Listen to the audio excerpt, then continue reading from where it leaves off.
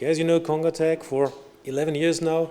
We're also active in standardization quite a lot. So our people did invent, let's say, the ITX as the first computer module form factors and have been part of a lot of developments. The latest, or let's say our latest activity is SMARC. So SMARC, let's say, over the last years was a kind of competing form factor to Qseven. But now we had the possibility that SMARC opened itself to develop further. And so we also added our ideas here to the SMARC specification. Personally, I'm editor here for SMARC 2.0. And the spec itself is, let's say, fixed to 99.9%. It's just a matter of a couple of weeks to get the official release of the document itself. So as an editor, it's a lot of work, and I'm tied up with a trade show, actually. A lot of good things are happening, and some trade-offs also happened here. So you see, there are a lot of interfaces removed. And those have been interfaces which have been kind of, let's say, backwards looking. A lot of parallel interfaces which are no longer state-of-the-art. So maybe from the beginning, these interfaces should have been avoided, so as we did with Qseven, but yeah, there have been reasons behind to, of course, support current products. But now with SMARC 2.0, everything is forward-looking. A lot of new things came up. So now we have a full LVDS interface, 2 Ethernets, and those Ethernets are also for real-time capable. So we have hardware trigger pins here to allow for precision timing interfaces. Very important for everything real-time control, especially for the production industry where things have to be moved. Real-time communication is important. So we have a full set of now 4 PCI Express lanes, extra USB ports. So this thing now is very capable here of latest x86 platforms, but also of, let's say, ARM and even I saw FPGA solutions today here, which are fully in here. Full feature set. So the trade-offs, of course, the SMARC 2.0 is no longer completely compatible.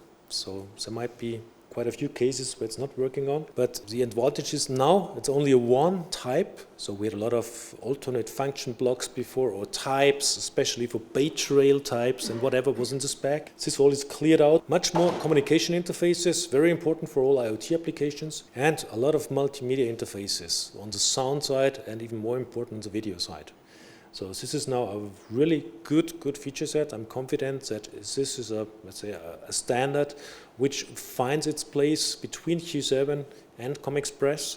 It has its own character, and I'm looking forward to see products upcoming. So today there have been already one or two products which have been announced, mainly on ARM platforms. But I think with the next Atom platform, sometimes during this year, there will be more to be shown. But it's not only SMARC, also Qseven got a new update here. So the SGET standardization team is quite active, and we have Engelbert Hermannsdorfer here. He's very interested in the SGET activities. As a president of the SGET, you should know, of course, of this. You do.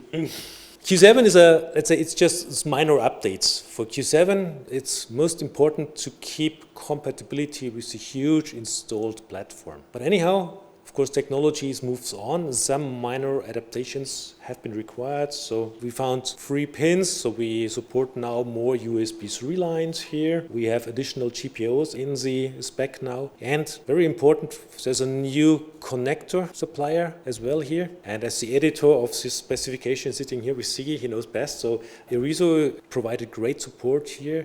And so Irizo also did simulations here, or helped to do simulations.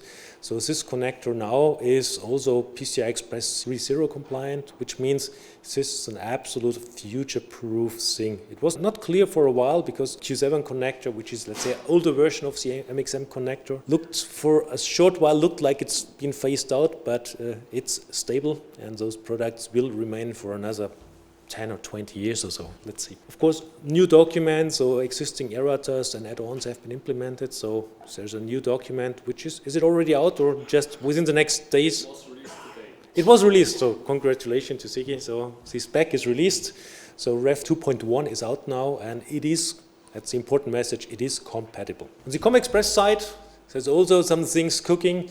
more into the direction of a new type. So the work group is started. So our colleagues here from US, our engineering colleagues are active. It's more targeting towards communication. So it will support 10 gigabit Ethernet, maybe even more than one channel. Things are still cooking and some minor updates. So we will lose some functionalities more into from the multimedia side. It will be less display interfaces supported, but we get more communication and fast communication interfaces in here. And this supports the idea we already announced a while ago, and we find more and more applications which target towards we call it server on module. It's no longer just computer on module, server on module. I think that describes exactly what this activity is targeting for. Thank you for being here.